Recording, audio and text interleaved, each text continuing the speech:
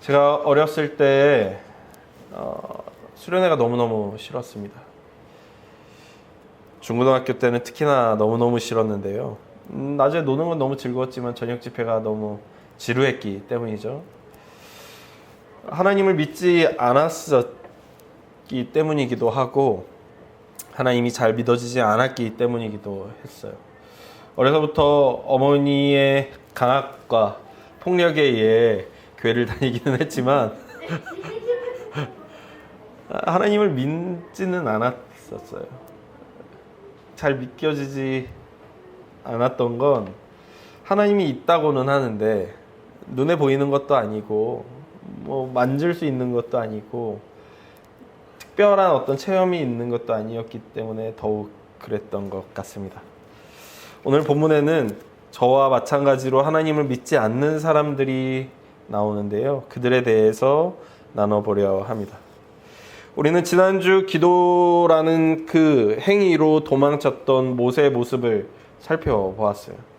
그럼에도 하나님은 모세를 책망하지 않으시고 이제는 네가 내가 할 일을 보게 될 것이다 라고 말씀하시는 하나님의 말씀을 살펴보았죠. 모세를 책망하지도 않으시고 단지 내 일을 볼 거라고 하시는 하나님이셨습니다. 하나님은 그 이후 오늘 본문과 같이 모세에게 명령하시는데 2절에서 8절이죠. 너는 다시금 이스라엘 사람들에게 가서 내가 누구인지 그리고 내가 무엇을 행할 것인지를 알려주라고 말씀하십니다. 그에 대한 이스라엘 사람들의 반응이요 8절, 9절과 같이 나오는데 우리 9절 함께 읽어보실까요? 9절이요? 네, 9절이요. 함께 읽겠습니다. 시작. 모세가 이와 같이 이스라엘 자손에게 전하나 그들이 마음의 상함과 가혹한 노역으로 말미암아 모세의 말을 듣지 아니하였더라. 네. 모세가 이스라엘 사람들에게 하나님의 명령대로 가서 전한 거예요. 그런데 이스라엘 사람들이 그 말을 듣고는 하나님의 말을 믿지 않죠. 오늘 본문은 그 이유에 대해서 이렇게 이야기하는데 그들이 이미 하나님에게 마음이 상했고 그들의 일상이 너무 고통스러웠기 때문이라는 것이죠. 그들을 구원하겠다고 말씀하셨으나 애굽에서 건져낼 뿐 아니라 하나님의 이름을 가르치시며 하나님은 그들의 하나님이 되고 이스라엘은 하나님의 백성이 될 거라고 가르치시지만 믿을 수가 없다는 거예요. 아브라함과 이삭과 야곱에게 언약했던 그 언약을 성취하겠다고 너희를 통해 이루겠다고 말씀하시나 믿어지지가 않네요. 마음이 상하고 자신의 일상이 너무 힘들기 때문이죠. 이들이 처음부터 이랬던 건 아니에요. 모세가요, 이 애굽에 도착해서 이스라엘 사람들을 처음 만나고 하나님이 당신들을 구원하기 위해 나를 보내셨습니다 라고 처음 말했던 4장 31절에는요 이렇게 기록합니다.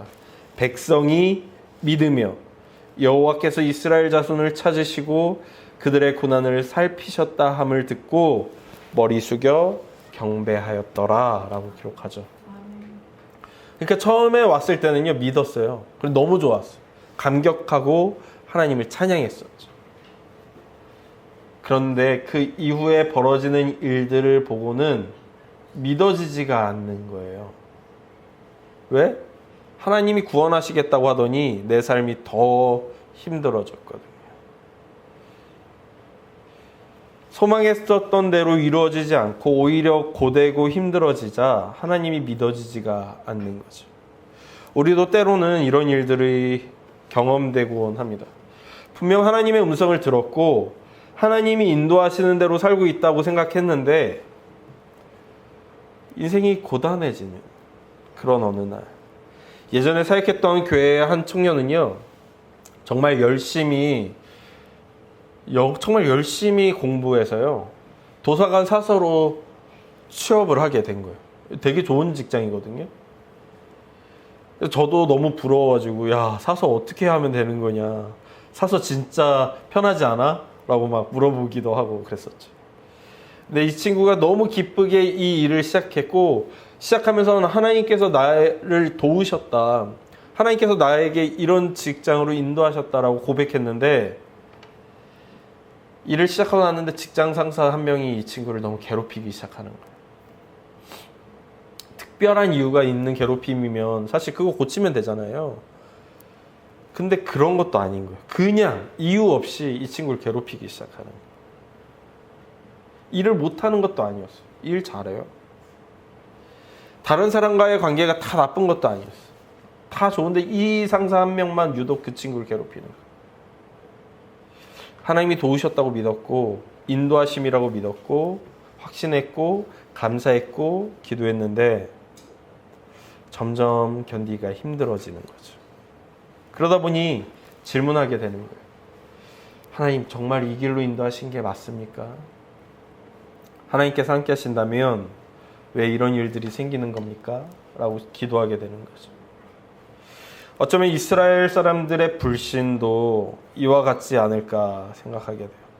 하나님을 모르거나 하나님의 인도를 모르거나 하나님의 능력을 모르기 때문이 아니라 분명 하나님께서 인도하시는 것 같은데 인생이 너무 고단한 거죠.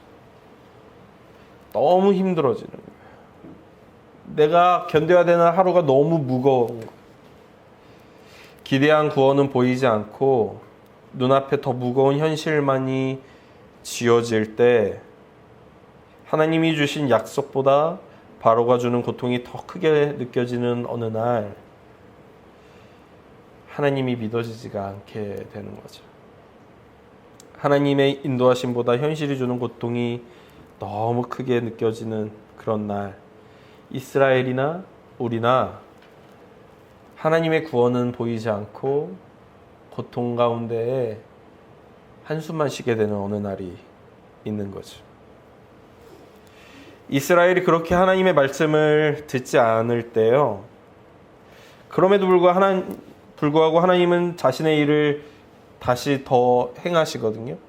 모세를 보내서요. 바로에게 가서 하나님의 백성을 이제는 보내라고 이야기하라는 거예요. 하나님이 한 걸음 더 내디디시죠.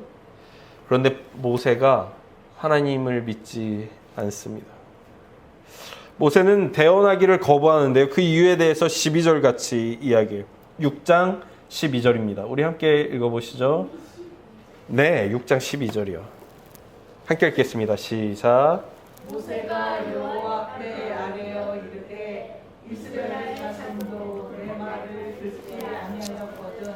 바로가 어찌 들으리이까? 나는 입이 둔한 자. 모세가 하나님의 명령을 거부해요. 싫습니다. 안 할 겁니다. 이스라엘 사람도 내 말을 듣지 않는데 하물며 바로가 듣겠습니까? 라고 거부하죠. 즉 표면적 이유는 두 가지예요. 하나는 이스라엘도 하나님 내 말 안 듣습니다. 또 다른 하나는 하나님 나는 입이 둔한 자입니다. 이런 모세의 태도 역시 이해가 되죠. 모세가 지금 하는 일 정말 하고 싶었던 일이 아닌 거잖아요. 계속해서 거절했던 일이었어요. 그럼에도 불구하고 하나님이 억지로 이 모세를 데려다 놓으신 거죠. 심지어 중간에는 한번 죽이려고까지 하셨어요. 그리고 하나님이 이렇게 데려오셨으면 뭔가 놀라운 일을 즉시 시작하실 것만 같았는데 바로한테 말했더니 괜히 내 백성들만 우리 백성들만 더 힘들어지는 일이 벌어지는 걸 보며 실망하게 되죠. 모든 것이 하나님 때문인 것 같은 거예요. 이스라엘 사람들이 힘들어진 것도 내가 그들로부터 비난을 받는 것도 바로 같은 그 무서운 사람 앞에 서야 하는 것도 모두 하나님 때문인 것처럼 느껴지는 거죠. 그것이 하나님 때문인 것만 같아. 또한 내가 입이 둔해 제대로 전하지 못한 것만 같아 섭섭하기도 하고 무섭기도 하고 여러 가지 복잡 미묘한 기분이 모세를 휘몰아칩니다. 즉 이스라엘 사람도 모세도 하나님을 믿지 않고 있는 거죠. 그런데 외인인 바로가 믿겠냐고요. 그럴 리가 없죠. 이미 모세와 아론이 바로를 찾아갔을 때 바로는 여호와가 누구이기에 내가 그의 말을 들어야 하냐며 조롱했습니다. 이후 재앙들이 찾아올 때도 바로는 그 마음을 완악하게 함으로 여호와의 말씀을, 모세의 말을 믿지 않았다고 성경은 기록하고 있죠. 그러니 오늘 본문에 나오는 모든 등장인물은 그 누구도 여호와를 믿지 않는 거예요. 하나님을 믿지 않는 거예요. 이스라엘은 마음의 상함과 노역의 가혹함으로 믿지 않고, 모세는 일이 벌어지는 현상을 보며 하나님을 믿지 않고, 바로는 그 완악함으로 하나님을 믿지 않고 있죠. 어쩌면 이것이 우리의 모습과 비슷하다고 생각돼요. 하나님을 믿는다고 하는 사람들 중에도 삶이 너무 고단해서 하나님을 믿지 않는 분들이 계시고, 또 어떤 분들은 하나님이 하시는 일들을 보면서 실망스러워서 하나님을 믿지 않기도 하고, 워낙 원래도 하나님을 믿지 않던 이들은 그 마음이 완악해서 하나님을 믿지 않는 사람들로 이 땅이 가득하죠. 그런데 아무도 하나님을 믿지 않을 때 하나님은 자신이 해야 할 일들을 묵묵히 행하십니다. 설득하려고 하지 않으세요. 이스라엘, 나 믿어봐. 나 여호와야. 라고 설명하지 않으세요. 모세도 설득하지 않으세요. 그래도 해야 되는 거야. 내가 널 위해 특별히 준비한 일들이 있어. 라고 설득하지 않으세요. 바로의 완악함도 설득하지 않으시죠. 그저 하나님은 자신이 해야 할 일들을 하십니다. 그래서 하나님이 앞으로 하실 일들에 대해서 오늘 본문 13절은 이렇게 요약하는데요. 6장 13절입니다. 우리 함께 읽을까요? 시작. 여호와께서 그들로 이스라엘 자손과 애굽 왕 바로에게 명령을 전하고 이스라엘 자손을 애굽 땅에서 인도하여 내게 하시니라. 아멘. 하나님이 앞으로 하실 일들을 단 한 줄로 요약하죠.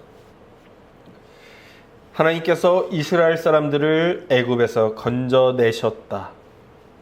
하나님은 이스라엘이 믿기 시작한 후에 이 일을 시작하지 않으십니다. 모세가 완벽하게 하나님을 신뢰한 이후에 모세를 통해 일하지 않으세요. 바로가 겸손해진 이후에 하나님의 말씀을 들을 준비가 된 이후에 이를 행하시지 않으십니다. 여전히 이스라엘은 마음이 상해 있고, 모세는 자신이 하는 일에 대해 회의감을 가지고 있으며, 바로는 완악해서 하나님의 말씀을 들을 준비가 되어 있지 않지만, 그럼에도 하나님은 하나님의 일을 시작하시죠. 그것이 지금 마주하고 있는 현실을 바꿀 수 있는 방법이기 때문입니다. 하나님이 일을 시작하신 후 극초반인 지금은 모든 것이 엉켜 있는 것 같고, 오히려 이 지금 오늘을 망가뜨리는 것 같던 그 순간, 그곳에서 하나님의 일이 멈추지 않습니다. 오히려 사람의 눈으로 보기엔 더 망가뜨리고 더 엉키는 것만 같은 일을 계속 진행하시죠. 그러자 이런 일들이 벌어지는 거예요. 이스라엘은 하나님을 찬양하게 되죠. 14장 31절을 보니까 이스라엘 여호와께서 애굽 사람들에게 행하신 그 큰 능력을 보았으므로 백성이 여호와를 경외하며 여호와와 그의 종 모세를 믿었더라 라고 기록합니다. 왜 믿었다고요? 그 큰 일을 보았으므로. 하나님이 하시는 일을 보았으므로 믿었다. 모세는 어떻게 돼요? 이스라엘 사람들에게 인정받을 뿐만이 아니라 바로에게 인정받아요. 7장 1절을 보니까 여호와께서 모세에게 이르시되 볼지어다 내가 너를 바로에게 신같이 되게 하였은즉 내 형 아론은 내 대언자가 되리라 라고 말합니다. 하나님이 하나님의 일을 시작하시자 모세가 사람들에게 인정받고 모세는 하나님을 경험하게 되죠. 바로는 어떻게 돼요? 하나님을 인정해요. 9장 27절을 보니까 바로가 사람을 보내어 모세와 아론을 불러 그들에게 이르되 이번은 내가 범죄하였노라. 여호와는 의로우시고 나와 나의 백성은 악하도다 라고 이야기합니다. 400년의 세월이었어요. 야곱이 가족들을 이끌고 애굽으로 이주하여 간 것이 400년 전이었죠. 400년 동안 때로는 자유인으로, 때로는 애굽인의 친구로 살던 때도 있었으나 어느 날 애굽 사람들이 그 자유를 빼앗고 노예로 삼았죠. 그때도 하나님은 침묵하는 것 같았어요. 하늘을 향해 울고 기도하고 부르짖었고 애통해했고 간절했으나 모두 소용없는 듯 보였죠. 그러나 하나님은 분명 듣고 계셨어요. 그리고는 이름 없는 한 가정에 한 아이를 구하셨죠. 나일강에서. 그리고는 80년의 세월을 또 보내셨습니다. 그 세월 동안 애굽은 더욱 세게 강압했고 괴롭혔어요. 이스라엘 사람들은 더 고통스러워졌고 더 울었고 더 슬퍼했고 더 애통해했고 더 기도했습니다. 그때 하나님은 한 노인을 부르시고 그를 애굽으로 인도하셨으며 그를 통해 노예가 된 자유인들, 이스라엘 사람들을 구원하기 시작하셨죠. 때론 그것이 잘못된 길인 것 같았고 원망도 들었고 절망스럽기도 했지만 그 모든 순간 하나님은 멈추지 않으셨고 자신의 일을 행하셨으며 그 길을 걸어오셨습니다. 하나님의 일은 때로 그런 방식으로 우리의 삶에 찾아오죠. 때로는 우리의 눈에 보이지 않는 방식으로, 때로는 너무 작은 일이라 우리가 신경도 쓰지 못한 방식으로, 때로는 그것이 드러나지 않아서 오히려 일을 망치는 것처럼 보였던 방식으로 하나님이 일을 해오셨습니다. 그러나 결코 그 일은 멈추지 않았고 진행되어 왔고 돌아보면 오직 하나님이 옳았음을 고백하게 하는 방식으로 하나님은 일해 오시죠. 그래서 저는 오늘도 이렇게 기도하게 됩니다. 하나님, 우리를 구원하여 주십시오.